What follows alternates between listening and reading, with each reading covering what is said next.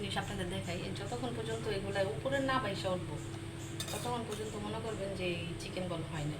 CP স্টাইলের যে chicken বল হইতে হইলে এরকম পানির উপরে ভাসতে হবে রসগোল্লার মতো, তার মানে যে এটা হয়েছে। আলহামদুলিল্লাহ আমারটা পারফেক্টলি হয়েছে, দেখতেও এরকম সুন্দর হয়েছে গোল গোল।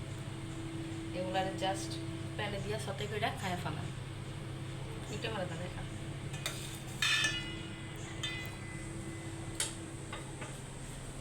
ওই খেতা দিয়ে শুরু।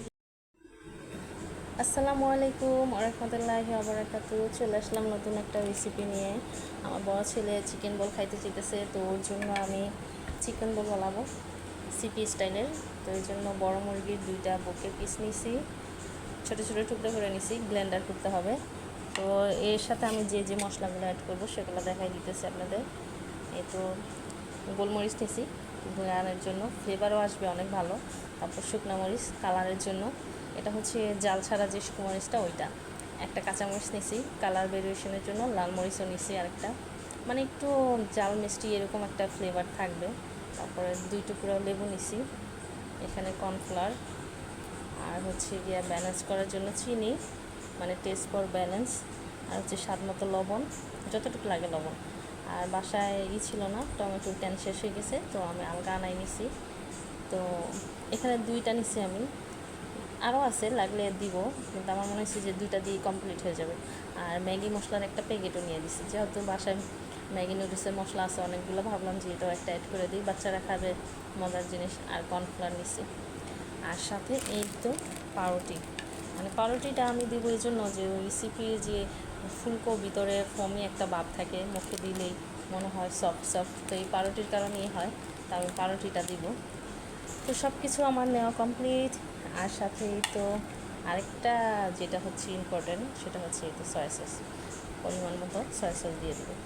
তো যাই হোক সব কিছু আমি ব্লেন্ডারে দিয়ে দিই এখন।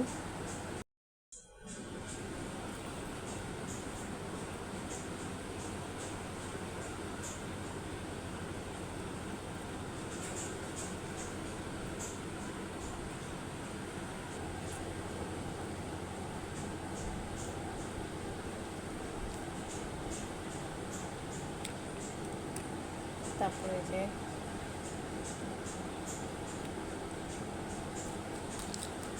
এটাই দিয়ে দিই, যেহেতু পাউরুটি দেবো।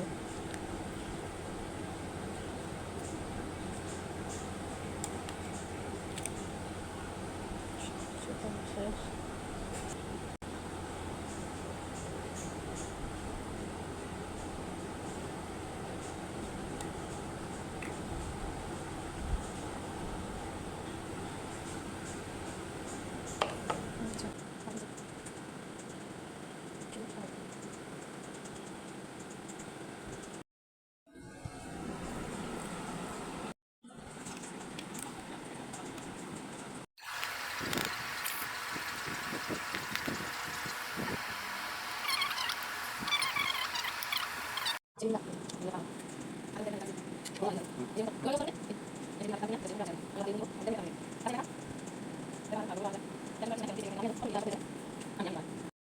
কীভাবে বানাবো আপনাদের ওই টেকনিকটা শিখাই, কারণ এই যে এরকম গোলগোল্লা হাত দিয়ে বানানো হচ্ছে, এটা আমার মনে হইতেছে আমি এই যে একটা টেকনিক জানি, সেটা এই যে জাস্ট এরকম এমন করে নেব আর পানিতে দিব, ইনশাল্লাহ হয়ে যাবে।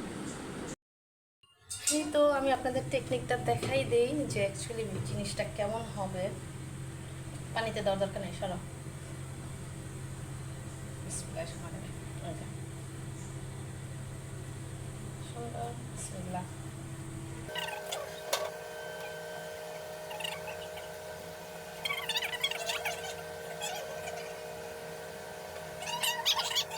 এটা দেখা বিসমিল্লাহ করে, এই যে ফার্স্ট টাইম আমার ছেলে ভাইজা কতক্ষণে খাবে, খাওয়ার জন্য পাগল হয়ে গেছে।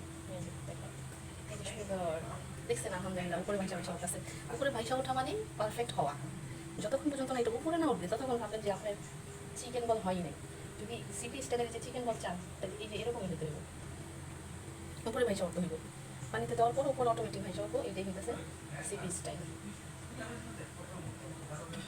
ইউটিউবে হাজারো এরকম পাইবেন চিকেন বল, আমি মনে হয় না খুব কমই দেখছি বা পাইছি, আমি জানি না যে সবারটা এরকম উপরে উঠে আসে কিনা। চিকেন বল পাইবেন, কিন্তু সিপি স্টাইলের এই চিকেন বল পাইবেন এই যে একই সাইজের থাকবে।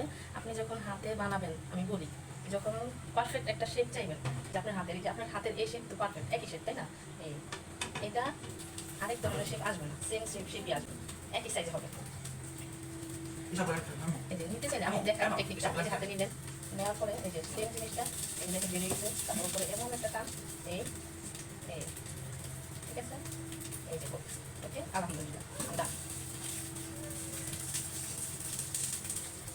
অনেক টেকনিক আছে, রান্নার প্রচুর টেকনিক আছে, শিখতে হবে। এই যে ভালো করে ফলো করতে হইব যে একজন শেফ একজন রাঁধুনি কি বলে। তারপর আপনি যখন দেখবেন যে জিনিসটা যেরকম হয়ে গেছে, তখন আবার এই জিনিসটা পরিষ্কার করে নেবেন, ঠান্ডা পানিতে একটু এরকম নিয়ে নেবেন।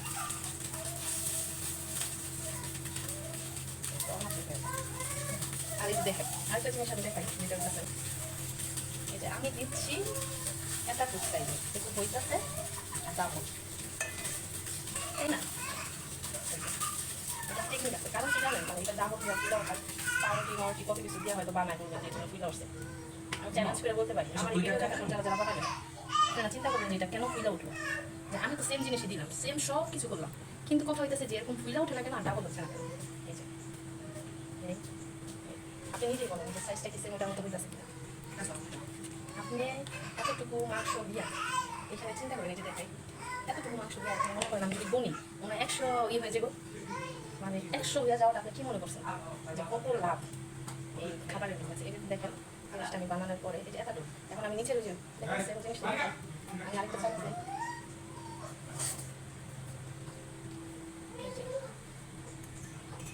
দেখেন দুইটার মেজারমেন্ট দেখেন কত তফাৎ, মানে ফুইলা কি পরিমাণ ডাবল হয়েছে। ওকে, যাক আলহামদুলিল্লাহ। এখন ট্রিক্সটা কি হইতেছে সেটা আমি আপনাদের বললাম, অ্যাকচুয়ালি এটার ট্রিক্সটা কি, এটার ট্রিক্সটা হইতেছে এই যে এটা খাওয়া, আপনি এই বেকিং সোডা সাথে অ্যাড করবেন, তাইলে এইটা এরকম হবে, মানে এই মাখার সাথে আমি আপনাদের সব দেখাইছি, শুধু এই বেকিং সোডাটা দেখাইনি। এটাই হইতেছে রান্নার ট্রিক্স, যে আপনাদের ইউটিউবে সব দেখাবে, দুই একটা জিনিস দেখাবে না, ওই তখনই রান্নার পরে বলেন যে কেন হয় না, এই জন্য হয় না। এখন অনেক হয়তো বলতে পারেন যে আপনি তাহলে এখন লাস্ট মুহূর্তে এসে কেন দেখাইলেন, সেটারও রিজন আছে, একটু পরে বলবো সার্ভ করতে গিয়ে সাজায় যায়।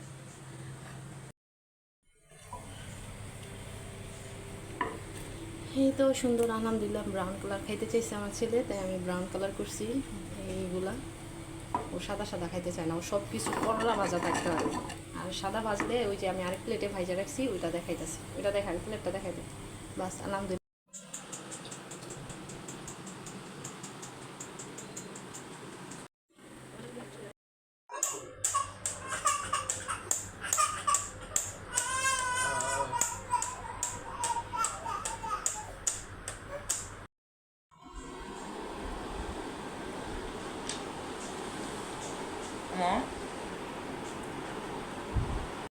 এতগুলো হয়েছে, এগুলো সব আমি এখন একটা বক্সে ভরে ডিপে রেখে দেবো আমার বড় বাচ্চার জন্য।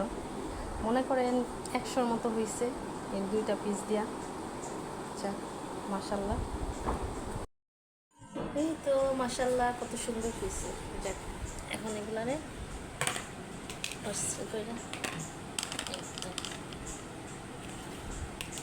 সুন্দর। এই তো হামিম, হামিম খুশি হয়েছ?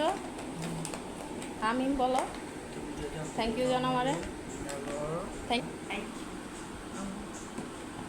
You, most welcome.